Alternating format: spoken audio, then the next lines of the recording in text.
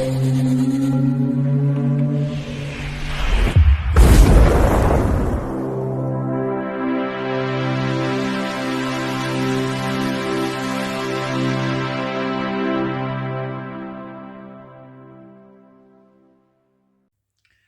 Bayek, it's me, Ian. And in this video, well, I'm continuing my look at the X-Files. And guess what? It is now season 4. So yes, this is the first episode it will be from season 4. So this is Herrenvolk from 1996. So previously, we had Talitha Kumi. That was the final season 3 episode. And the next one after this will be Home, which is a very controversial episode. But that's for next week, because this is exciting. This is really the second part of another of these conspiracy stories, and it certainly moves things forward. A lot of things happen. There's a certain darkness and foreboding in this episode, I feel, and it works so well. It's a brilliant climax to a two-parter. And let me just get into it. So, let's say this is the episode 1 of the 4th season, and it is part of the mythology. On the 4th of October 1996, it was transmitted on Fox Network. And on the 12th of January 1997, on Sky. And on the 10th of September 1997 on BBC One. Now, it's written by Chris Carter, and that usually happens in these kind of episodes. Big conspiracy theory, mythological episodes. The mythology is really been ramped up. And it's directed by R.W. Goodwin, who directed 9 X-Files episodes.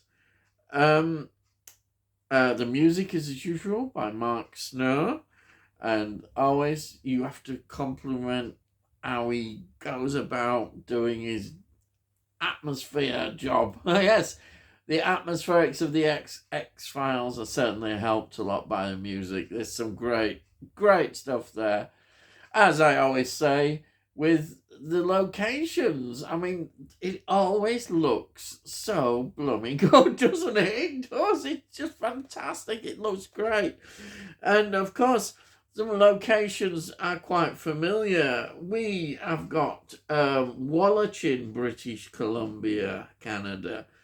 We've got Kingsway in Burnaby, British Columbia, Canada.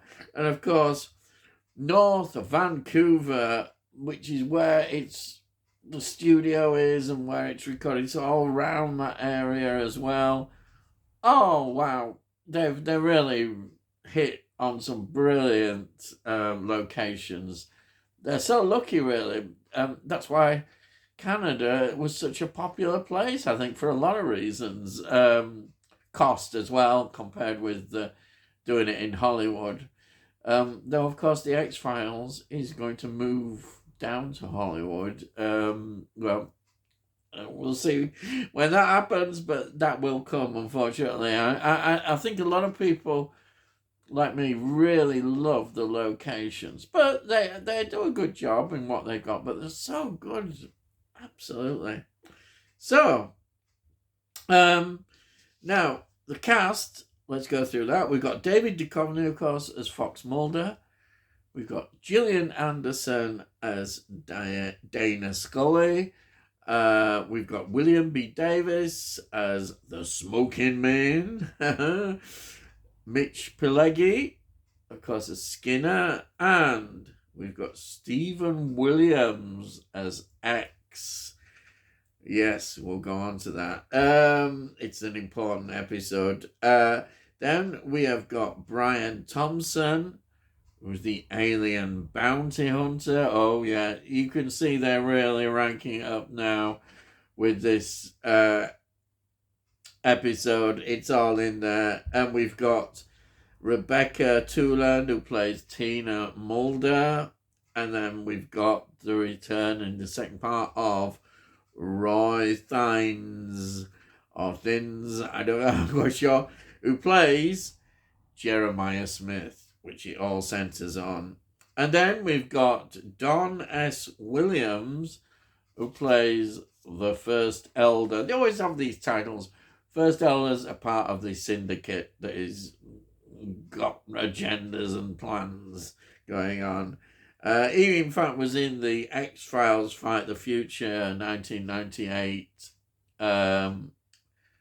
feature film. And he's in 15 episodes of the X-Files. So he's quite a big contributor to all this. So what is this about? This opening episode? Well, it's continuing really with this character, Jeremiah Smith, who has these healing abilities, and of course seeing the bounty hunter, the alien bounty hunter, with that weapon, the familiar weapon that goes in the back of the neck.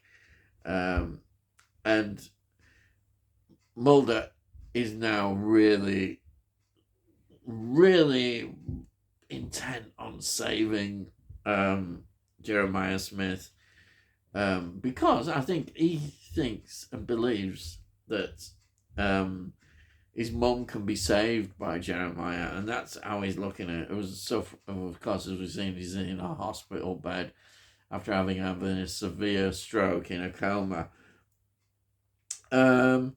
So Jeremiah takes Mulder to a rural area in Alberta, and when he gets there, he can see that there's all these bees there, and you see the bees keep popping up. Oh, the bees! And they're doing their pollination thing, which is quite an important thing, and it's tended by children. We've got the creepy children thing again. Yes. Yeah, we see that right at the beginning of the episode, actually, the creepy children. And here they are.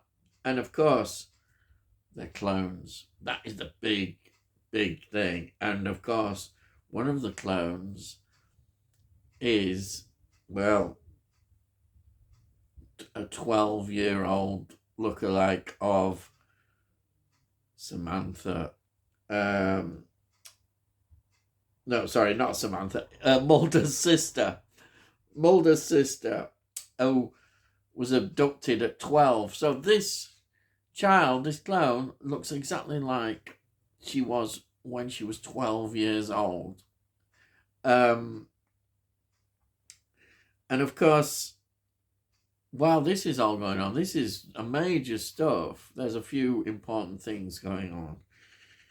We've now got Scully investigating, and she's very, very clever, is Scully. We forget that. She's got a very scientific brain as well.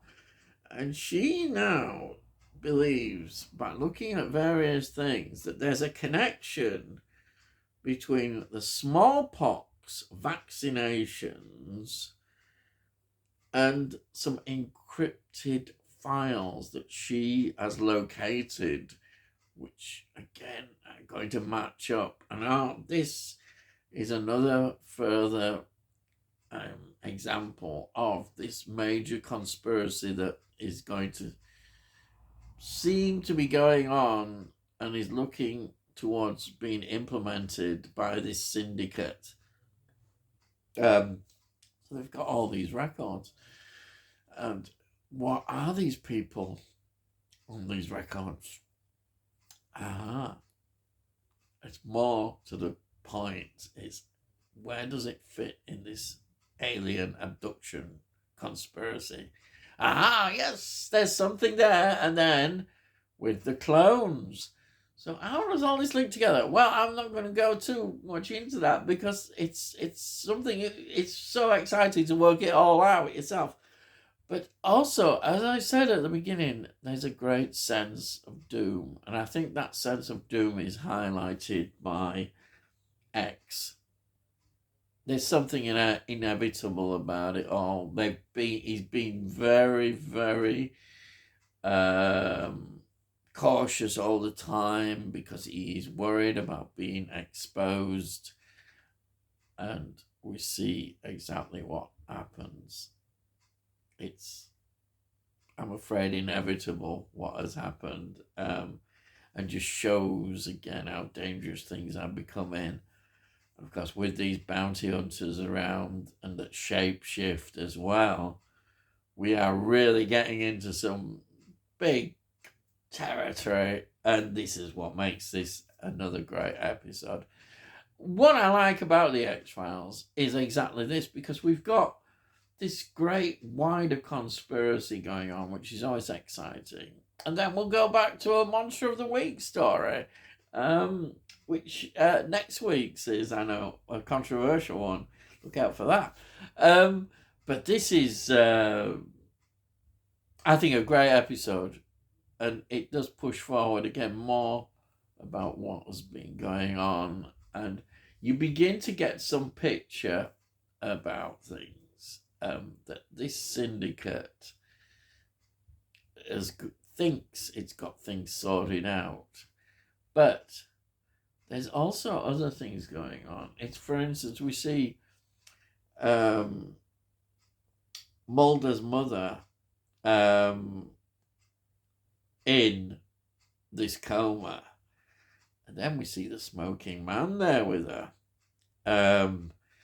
What's he doing there? Well, Tina Mulder knows the smoking man. We've seen that with the photos. I remember they had the argument. And then, guess who walks in? Yes, the bounty hunter. With the smoking man there, and the bounty hunter comes in. And you think, oh, what is he going to do now? Is he going to try and get rid of her? Or, something. And then surprisingly, under the orders of the smoking man, he heals. He's using his healing qualities. Wow, that is such a dramatic moment. I know I've given that away, but I'm saying, I'm not going to tell you what happened. It's such a big, big part of this episode, that final bit, and the connection between the smoking man and Mulder's mother. Wow. This is why I love this episode and love the X-Files. It comes up with these wonderful stories. And say next week we'll be back to a controversial story. But it's, back to the X-Files. This is wonderful stuff. This is why I love the X-Files. You can't help but love it. It just builds and builds. Nowadays, you wouldn't get this, as I said. There's too many episodes, but in those days, they had so many episodes. And it's of its time. It's the 90s, and it's wonderful. It's fantastic. It's why it's one of the greatest television series ever, I think, other than Star Trek and classic Doctor Who, classic Star Trek as well, and it's wonderful things. There's no like the X-Files. It just is an outstanding piece of television, and it's there in the 90s. No like it.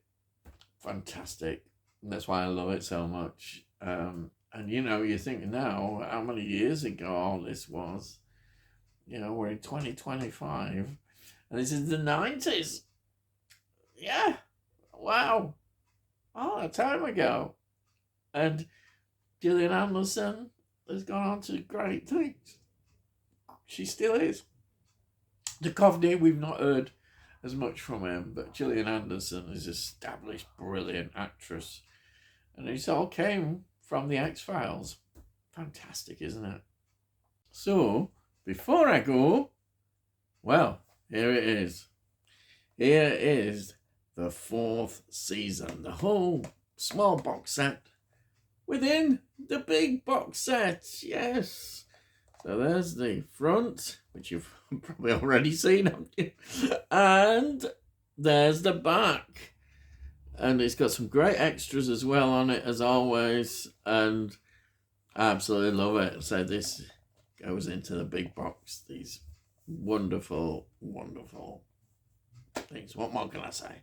Absolutely love it. Okay, so that's it. If you're new to the channel, please subscribe, and we'll let you know when I put out these videos. And if you have a look in the playlist, you can see that I do a lot of film reviews, TV shows, and a bit of music. And you might find something in there that you might like. And also, if you like this particular video, please give the video a like. If you give this video a like, it gets it out onto YouTube so other people might enjoy it. And it's good for the channel. And if you've got any comments, please put your comments down. I love to read your comments and always reply to them. So that's it. So all I've got to say is, I'll see thee again.